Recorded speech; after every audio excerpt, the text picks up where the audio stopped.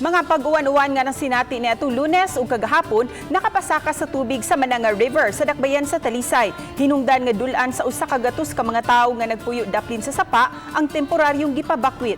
Ang report ni Femery Dumabo. Kay tutaligsik naman ganihang buntag ug wa na mosaka ang tubig sa sapa. Naabtan sa GMA Regional TV balitang bisdak ang pipila ka mga bata sa barangay Dumlog nangaligo sa sapa samtang ang uban nangubkob og bas. Subay niini may pahimangno kanila ang Talisay City Disaster Risk Reduction and Management Office. Keep away from the river because you'll never know basig gadag-om dito sa bukid unya kusob kayo ang ulan makalitan mo di flash flood.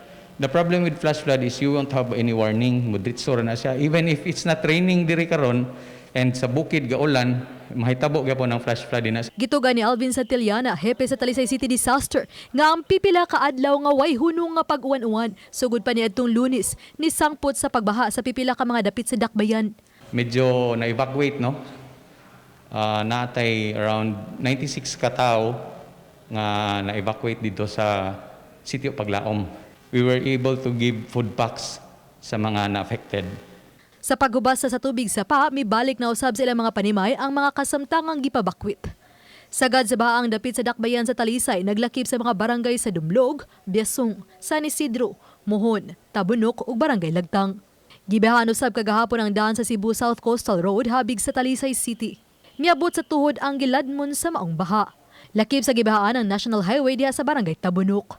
Dali usab girespondihan sa aksyon agad team sa pagdiklag sa mga basura nga nakabara sa drainage. Uban ni Rinanti Ken Yunis, ako si Femery Dumabok. Balitang Bisdak.